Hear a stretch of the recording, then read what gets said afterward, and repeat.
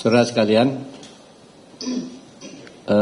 selamat sore untuk semua. Hari ini saya akan menyampaikan laporan terbuka kepada publik mengenai hasil atau laporan akhir Satgas TPPU.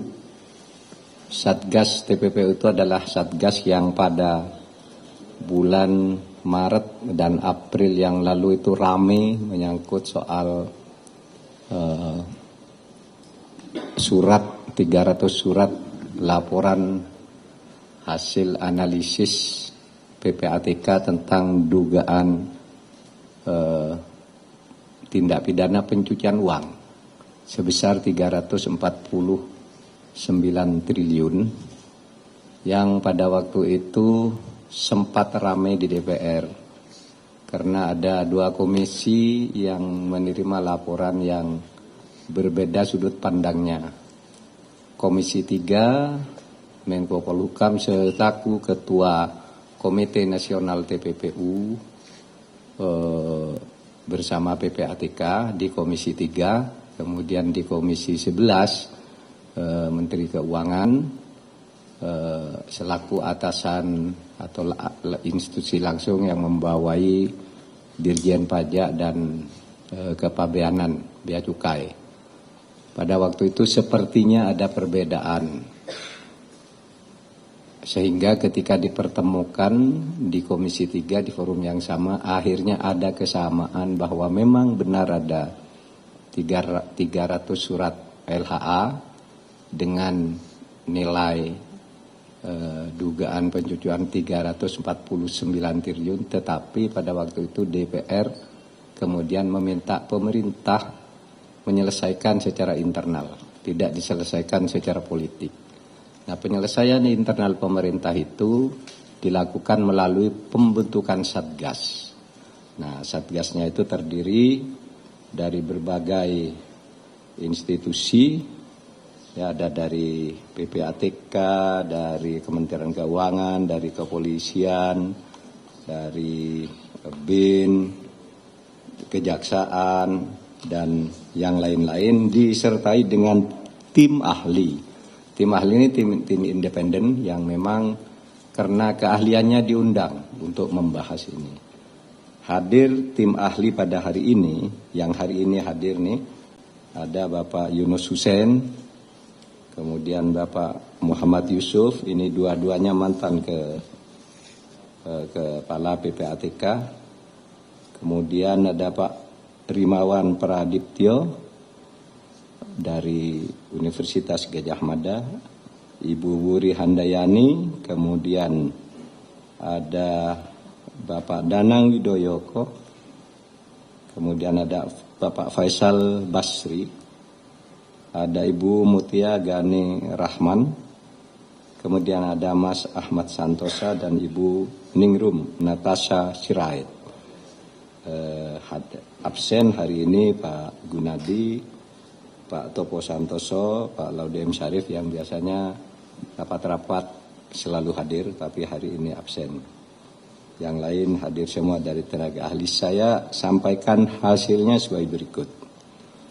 Hari ini, hari Rabu, tanggal 17 Januari 2024. Saya sebagai Ketua Komite Nasional TPPU sekaligus sebagai pengarah Satgas TPPU terkait dugaan 300 surat dugaan atau masalah pencucian uang ke Kementerian Keuangan telah menerima laporan akhir Satgas TPPU yang berisi hal-hal pokok sebagai berikut. Satgas TPPU dibentuk berdasar hasil keputusan rapat Komite Nasional TPPU 10 April 2023 dan disampaikan dalam rapat dengar pendapat dengan Komisi 3 DPR tanggal 11 April 2023. Masa tugas Satgas TPPU telah berakhir pada 31 Desember 2023 dan dalam kurun waktu 8 bulan Satgas telah melakukan supervisi dan evaluasi penanganan 300 surat LHA, LHP, informasi dugaan TPPU dengan nilai agregat lebih dari 349 triliun. 300 surat LHA, LHP informasi seluruhnya telah dibahas secara sistematis dalam Satgas TPPU dengan melibatkan 12 orang tim ahli yang terdiri dari para akademisi dan para tokoh yang concern dalam pemberantasan TPPU bersama Dirjen, sekarang hadir nih Dirjen Bea Cukai dan Bea Cukai, kemudian Dirjen Pajak, Kejaksaan, Kepolisian, dan KPK. 3. Perkembangan yang paling signifikan dari kerja Satgas TPPU adalah penanganan surat LHP nomor SR 205/2020 terkait kasus importasi emas dengan nilai transaksi keuangan mencurigakan sebesar 189 triliun. Sebelum ada Satgas TPPU, kasus ini tidak berjalan. Namun dengan supervisi Satgas, kasus mulai diproses dengan mengungkap dugaan tindak pidana kepabeanan oleh penyidik Direktorat Jenderal Bea Cukai dan dugaan tindak pidana perpajakan oleh Dirjen Pajak. Status kasus kepabeanan importasi emas grup SB telah naik ke tahap penyidikan. Sedang kasus perpajakan dalam tahap pengumpulan bukti permulaan yang terdiri dari 4 wajib pajak dengan perkiraan pajak kurang bayar mencapai ratusan miliar rupiah. Terhadap kasus lainnya, saat ini sedang ditindaklanjuti oleh Kejaksaan, Kepolisian, dan KPK.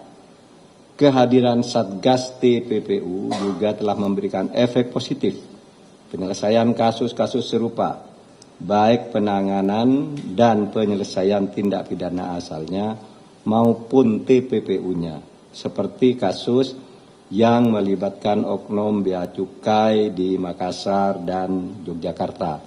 Jadi saudara, kasus itu berjalan penanganannya dengan cukup baik karena itu tadi ada yang sekarang sudah masuk penyidikan, ada yang sudah divonis. Seperti Rafael Alun memang masuk di surat ini sudah divonis seminggu lalu. Yang sebelumnya lagi ada di 300 surat itu Angin Prayitno. Sebelumnya lagi juga ada Gayus. Itu kan 300 surat sejak tahun 2009 cuma belum terlapor, ada yang belum terlaporkan, ada yang masih berproses. Jadi semuanya itu sudah berjalan. Satgas TPPU telah memetakan permasalahan dan menyampaikan 7 rekomendasi.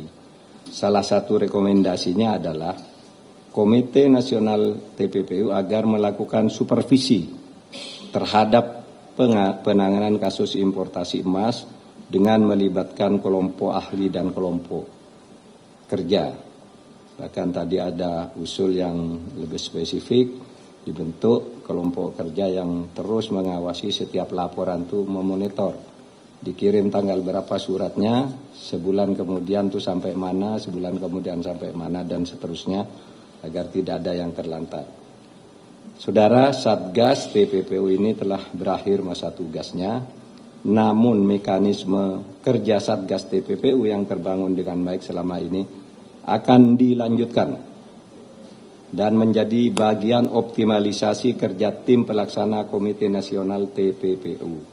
Selanjutnya, saya selaku Ketua Komite akan menyelenggarakan rapat komite dalam waktu yang tidak terlalu lama untuk membahas masalah ini.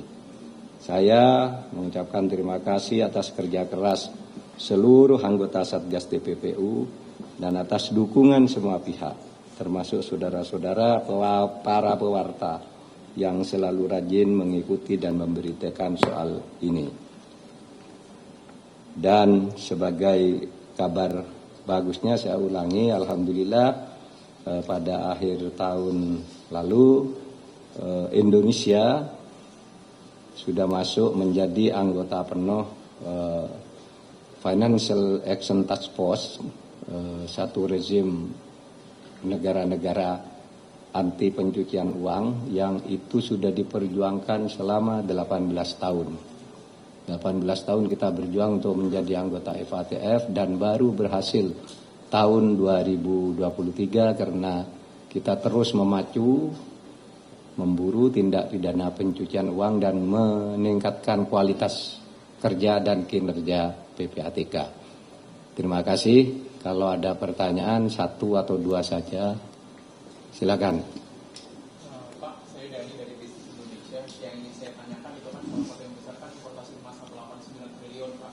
Nah, itu dengan ada PP penyidikan cukai yang baru ditekan tahun lalu, yang bisa diganti apa tidak pidana gitu ya. Nah, itu apakah ada opsi gitu nanti untuk grup SB ini justru tidak dipidana gitu, jadinya ganti 4 kali lipat sesuai dengan PP yang sudah ditekan tahun lalu. Ini sudah keluar penyidikan ya, sekarang kan sudah masuk dalam penyidikan gitu ya. Jadi kenapa? Ya, aturannya konon bisa, tapi nanti kita lihat. Yang penting posisinya ada dulu. Posisinya bahwa kasus itu ada dan sudah masuk penyidikan itu dulu. Karena biasa saja ada aturan yang menyimpangi itu, tapi bisa juga diteruskan, tergantung nanti. Seperti kasus Apeng itu kan dulu mau sudah diampuni itu. Mau sudah diampuni, diberi ini, tapi saya bilang enggak, pidana dulu masuk, sekarang udah masuk. Gitu. Terserahlah, nanti kita lihat mana baiknya bagi negara ini. Ada lagi, satu lagi.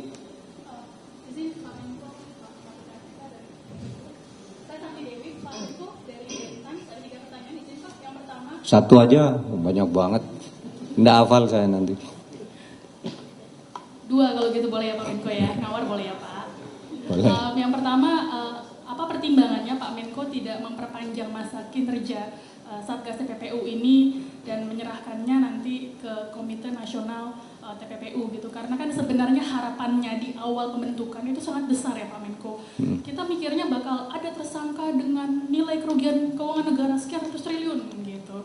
Jadi banyak publik mungkin nanti akan menyangka oh ini anti klimaks gitu Pak Menko. Apa tanggapan Pak Menko terkait hal itu? Kemudian kedua Pak, untuk kepastian, berarti kalau grup SB ini dinaikkan statusnya ke penyidikan, apakah individu yang bersangkutan sudah resmi statusnya menjadi tersangka atau korporasinya yang menjadi tersangka? Terima kasih Pak Menko. Dulu mandatnya Satgas ini kan sampai Desember. Ini di dalam kesimpulan rapat tadi, ini berakhir Desember, tapi saya akan membawa ke rapat Komite Nasional lagi untuk diusulkan perpanjangan. Tetapi kalau tugas pokoknya memetakan berbagai masalah yang 349 bahwa itu memang ada, itu sudah selesai. Bahwa ada yang sudah diselesaikan, ada yang laporkan, ada yang daluarsa, ada yang dihentikan dan seterusnya itu sudah masuk laporannya di sini. Tapi bahwa ada kasus 100 yang wah gitu, tadi kan sudah saya sebutkan ada yang 189 triliun yang dulu enggak pernah jalan, disebut tidak ada dan sebagainya, ternyata ada. Itu kan enggak main-main, sekarang ratusan miliar aja ribut, apalagi sampai 189 triliun gitu ya. Meskipun itu agregat. Gitu aja. Tadi apa istilahnya? Naik ke apa statusnya? Itu bea cukai nanti yang yang menentukan. Apakah korporasinya, apakah SB-nya atau siapanya, nanti biar berjalan dulu. Sekarang sudah ini. Yang penting bahwa kasus itu ada dulu. Gitu ya. Kalau sudah teknis, kalau dibuka-buka sekarang nanti malah bubar itu di jalan. Biasanya begitu. Wah ini pada lari semua, barangnya dialihkan dan macam-macam. Seterusnya dokumennya hilang. Pokoknya percayakan dulu ke bea cukai. Cukup ya? Cukup ada 3 ya? Hah? Oh kalau soal lain jangan di sini. Anda pasti tanya politik. Nggak ada politik ini. Terima kasih untuk semuanya nih.